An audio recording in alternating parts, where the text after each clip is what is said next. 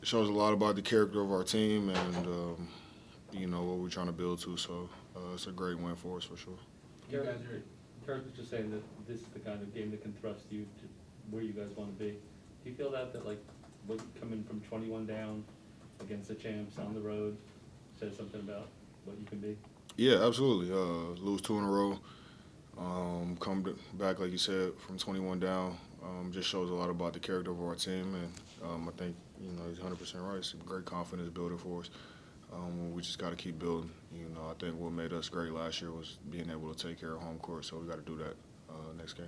When you guys are down 21 at that point, what are the vibes? Just keep fighting.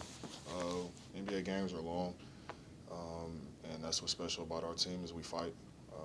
A lot of high character guys who are going to keep at it. So, we just kept fighting. Second unit came in, did an amazing job getting us back on track, and, we just took it from there.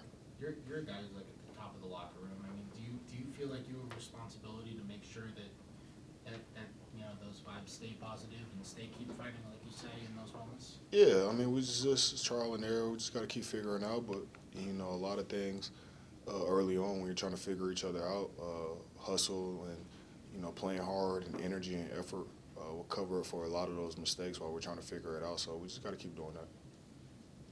That first quarter, I mean, was it sort of like the strategy was kind of backfiring? You were concentrating more on, Giannis and leave it open. I don't know if it was backfiring. They made shots, but I think a lot of it was our mistakes too. We had 5 early turnovers, offensive rebounds where they kicked out for threes for Grayson Allen. So I don't know if it was backfired, but we made some mistakes on our own that we could have covered up, and it wouldn't have been a 20-point lead. Giannis can obviously go off, but you guys held him, only 27 points. It's probably good. I mean, what did you guys do there? Just showing bodies, man. When you have a great player like that, you just got to continue to show them bodies and make them make decisions. So that's all we did. I noticed you had a comment on vintage Derrick Rose when you walked in. Yeah. I'm curious, what is your perspective of Derrick's career and the way that he's kind of turned himself into this player after all he's been through? Shit, just look at the tape. It's not really vintage. Just look at the tape. Look at who he was as an MVP here and look who he is now.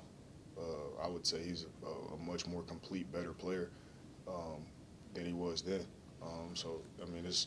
It's nothing really vintage about it. I think he's evolved and become a much better player and understanding of the game, clear mindset. Like he's extremely wise. So it's not really vintage. I think he's evolved. I'm saying that because he's still getting to the hoop.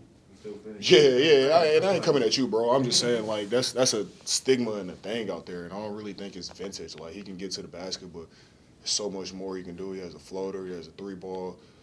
He knows how to handle, blitz, all different type of coverages out there on the floor. Like, he's extremely smart, has an extremely high IQ. And, he was a hell of a player then, too.